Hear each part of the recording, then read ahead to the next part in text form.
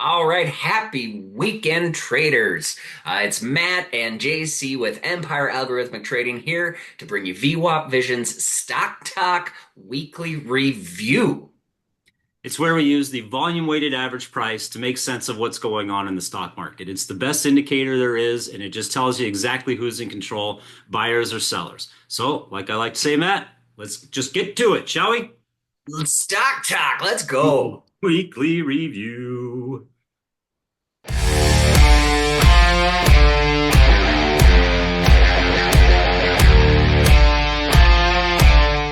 Well, good afternoon, Matt. Happy Sunday to you. Happy Sunday to you. Happy Sunday to you, my boy. Yeah, How right, Sunday.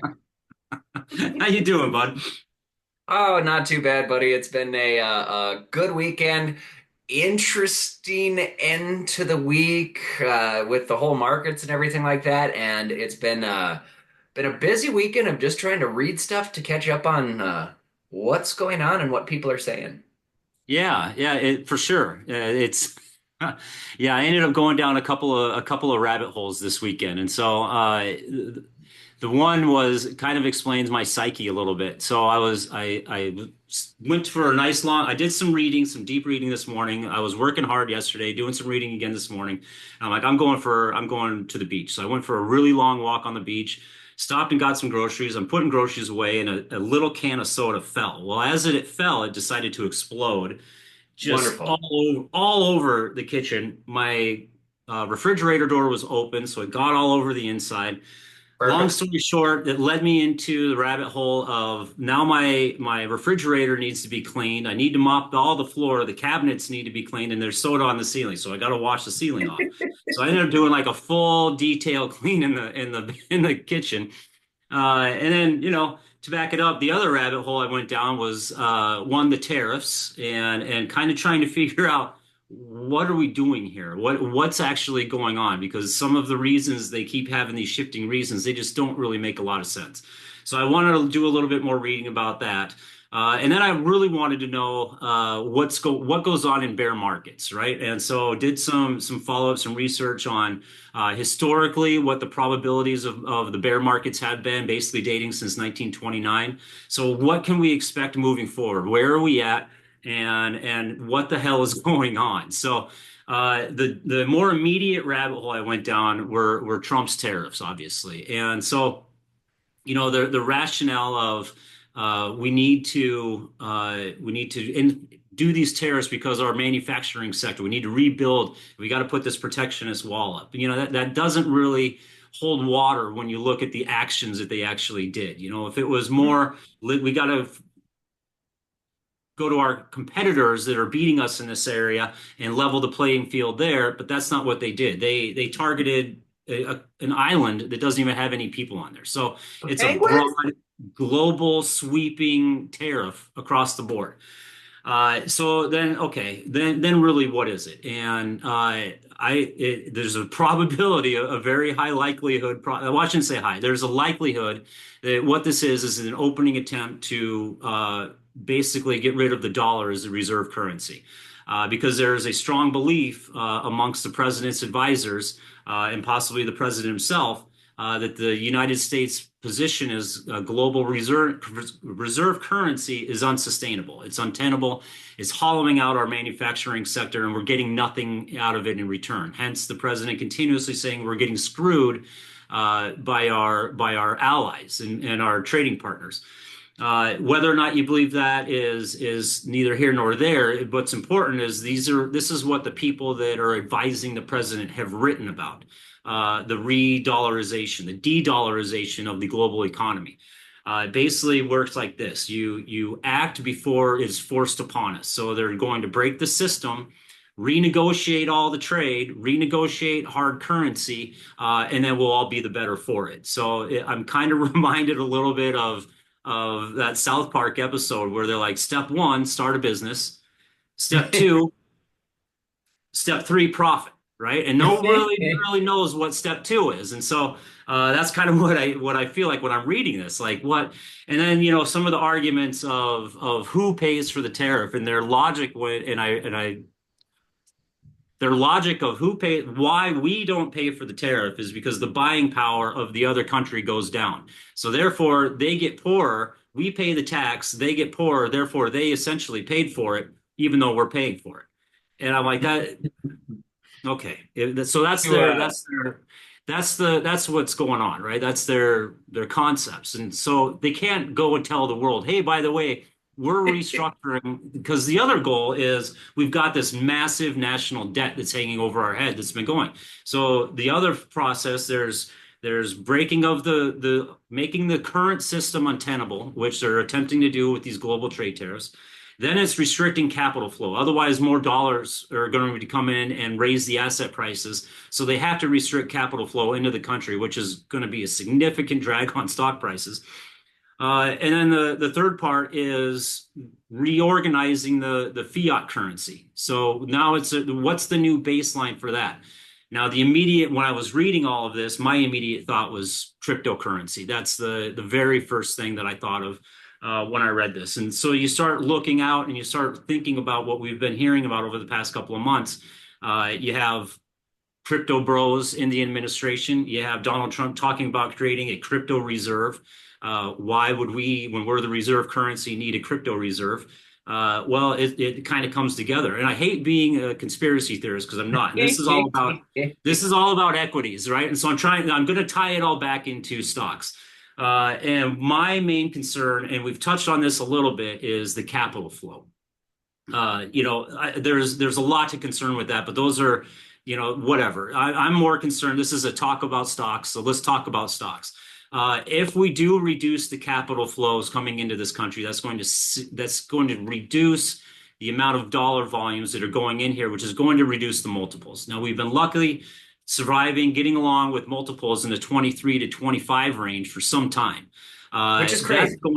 That's going to pull back, right? The reason why is Yep. because as we have these trade deficits, we're selling our assets. Those dollars are coming back to us in the form of stock purchases and bond purchases. And so that's going to come to an end. So that's why one of the reasons why we're seeing a sell-off. So there are many reasons, but it's not just the potential of the recession. The capital flow, I think, is a big deal. That's the backdrop of where we're at. So it doesn't pose a real good look for equities moving forward. When you take the current fundamental reasons of the potential, just even if it's a small potential, even if it's just 30%, that's a lot. And if I'm able to read this simple stuff and figure and go, whoa, what? Damn well institutions have picked up on this. And you can see it. Otherwise, the S&P wouldn't be down well over 10%, I think, in 2 days or 3 or 4 days, however long it's been. So it's a serious situation that we're in, and they're playing fire. They're rolling the dice. They're gambling with the entire global economy, and we tried this before with Iraq, and that didn't end well. So I hope I'm wrong, but there's a probability, even if it's just small, that I'm right. Then that does not bode well moving forward for the United States stock market.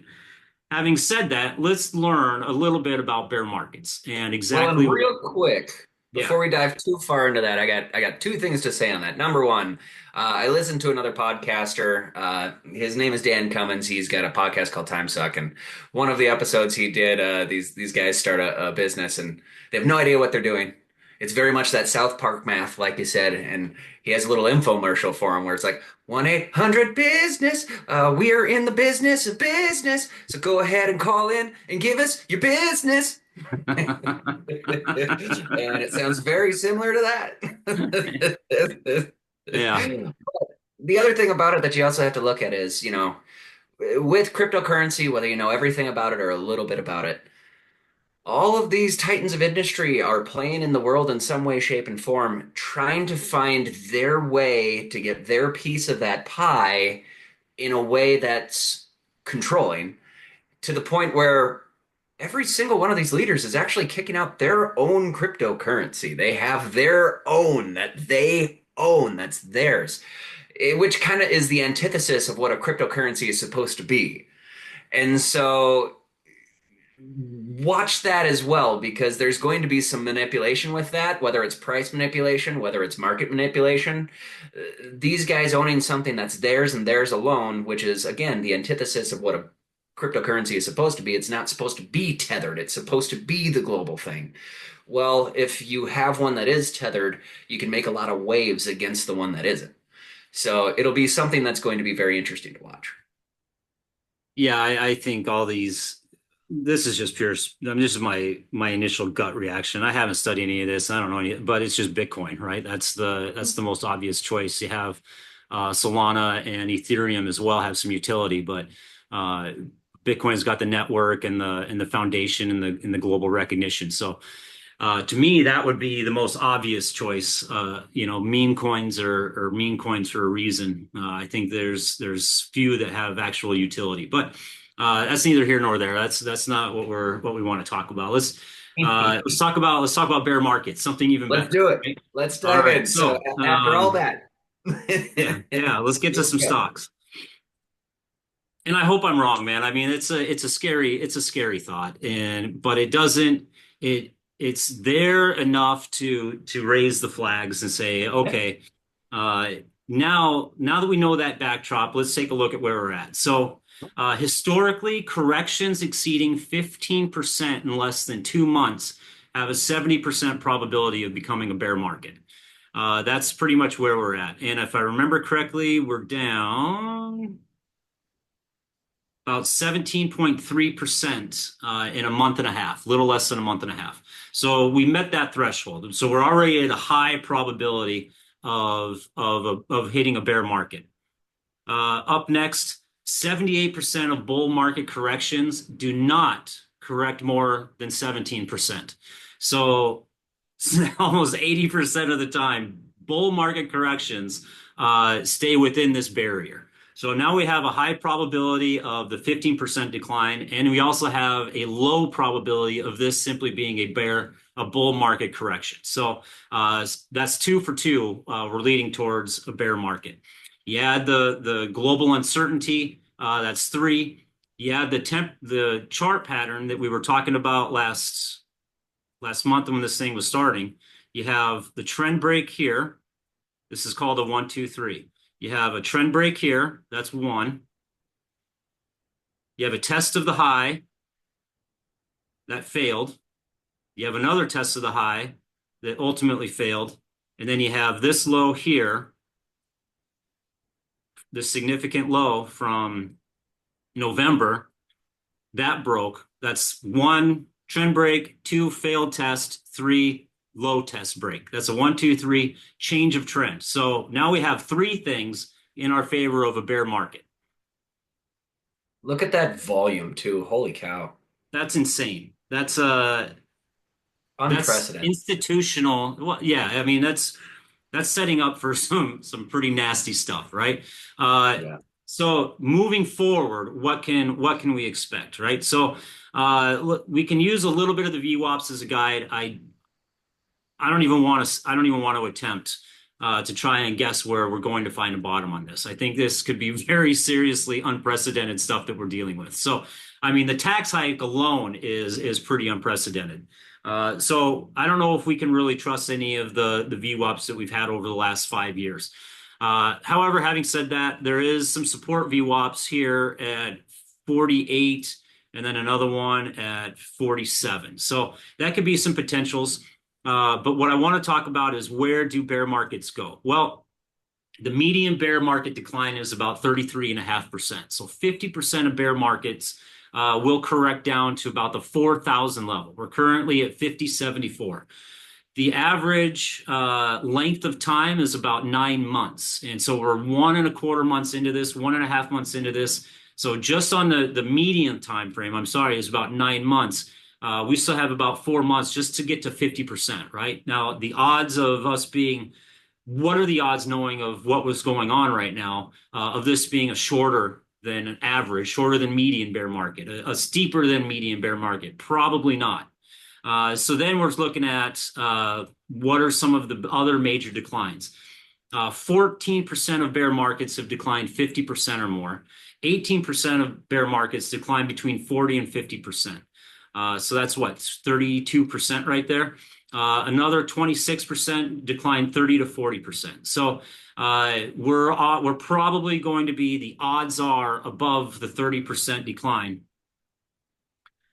in a bear market. So it's not looking good. The good thing is now we can use this to our advantage. Now that we know what the probabilities are, we know where the market's likely to go. We also know that their average bear market has two bull rallies. They're bull traps, right? They're bear market rallies. They tend to rally about 13%, which just happens to coincide with the upper VWAP right now. The market is about 13% below the all-time high VWAP. So Great. if we do see a snapback, what we're going to, if you're aggressive and you want to play this trend, we're at the very early stages of a pretty significant bear market. You would want to go short, right? You're going to want to short any of those bull market rallies. You could use the 10-day average. You could use the 20-day average. You could use probably the all-time high VWAP. Once it starts selling off back below that, you see weakness, you have a very clear defined stop, which would be the high of the rally above the VWAP. We've seen it before. When we go back here to the last bear market, you had this bull trap here, a Hmm. nice run above, and then it sold off hard. That turned out to be quite the short, right?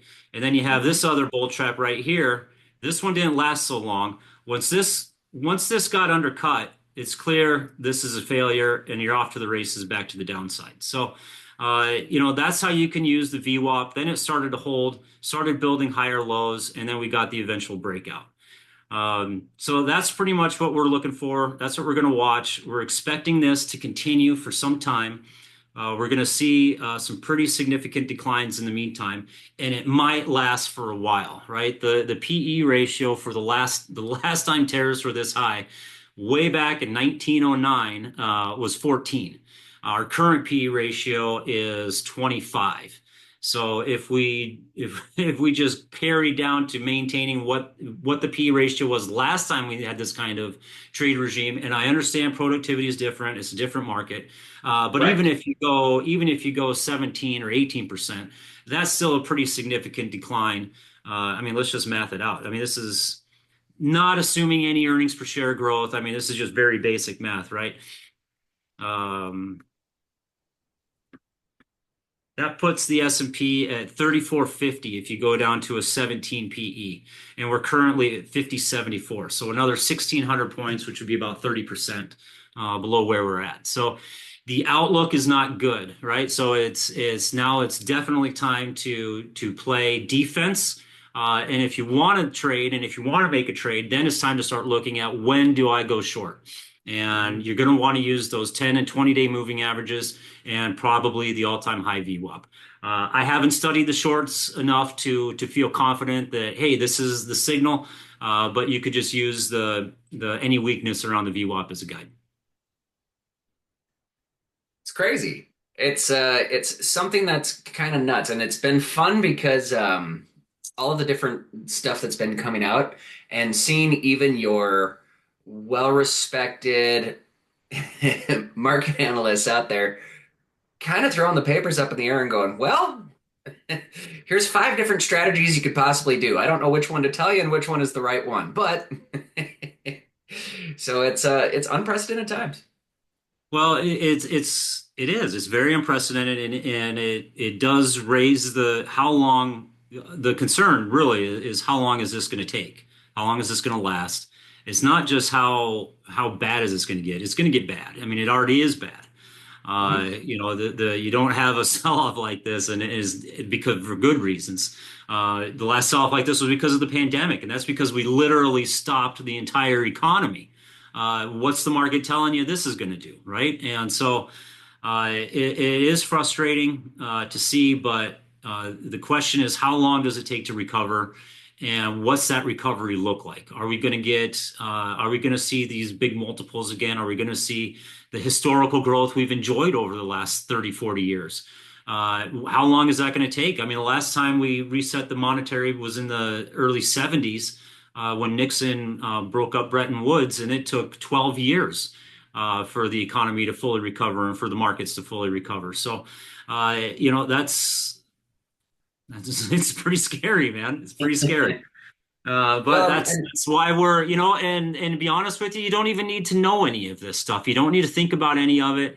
As far as the stock market is concerned, it's living below the VWAP and nothing good happens below the VWAP. So just follow your sell rules and you're going to get yourself out into cash. And, hopefully you're there. And if not, then use any strength possibly to try and get out. Or, you could just be like, hey, this is all going to blow over. I'm just going to double down, which is more than, that's your risk tolerance. Go for that's it. not our strategy. I'm not that Again, guy. I'm not yeah, again, we're not advisors, right? I mean, I'm not a licensed advisor. Matt's not a license. You're not a licensed advisor, Matt. So, Nope. this is all just conjecture and speculation and talk, really. So, do what you want with your own money. This is Mm. just the way I'm seeing it, and I'm very defensive right now. I am thinking, I do want to look at some short trades. One of the things that I have studied is when a stock breaks down below its all-time VWAP. So we might look at some of that in some of our error reviews and some of our Patreon conversations. But it's right now. It's just a time to sit back and not just see where this thing goes. But yeah, it's going to be. It looks pretty ugly right now. Cash is king until it's all destabilized. And here's the wild thing, right? All of a sudden, if they reverse course and they claw this back, it's going to snap back so flipping hard, it's going to be insane. And people are going to go just be whipsawed around. So it's going to be hard to trust it at that point, but we've got to trust the math. And so if we do get that sudden snap, we'll just be right on it and be there too. So you got to think of all scenarios and all possibilities and react accordingly. So we'll just let the math be the math and just not even question it once it happens. So And that's pretty the big part. That's the yeah. big part is let the math be the math. Because on the flip side of it, like you said, tomorrow we could hear that, Congress is putting in a bill that's going to limit Donald Trump's power to do these tariffs, and they could reverse them by the end of the week. We don't know. The math is the math. So Hey, if I know nobody was thinking when the S&P crossed the VWAP in the middle of the flipping pandemic, that was the start of a 2 year massive, crazy, insane bull market. The right. fear was too high. The Yep. economy was still frozen. How on earth can the market do that? Well, the market is a strange thing. So even though it's all doom and gloom and it looks scary as hell right now, it very well could change on the drop of a dime. So we're just going to pay attention to the math and let it go. So all right, Maddie, where can everybody find us? Well, guys, as always, thank you for those listening on Spotify. Please like and subscribe. Those that are watching us on YouTube, definitely hit that subscribe button, the like button, share it. And if you guys want, please interact with us. Ask us questions, make your comments. We love to be interactive with you on our channels. Follow us on all social media, Facebook, Instagram, X, Blue Sky. For more information about Jacey and I, what we're doing with this model, where it even comes from, how we use it, go to VWAPvision.com, VWAPvision.com. And if you want access to our daily buy and sell signals from our algorithm and how we use those, along with some other educational videos and a really cool community, subscribe to us on our Patreon, patreon.com/Empire Algorithmic Trading. And yeah, we just appreciate our followers, and appreciate everybody that we've had contact with to talk some stocks. That's right. Well, thank you, everybody. And as always, happy trading, Matt. Happy trading, Jace.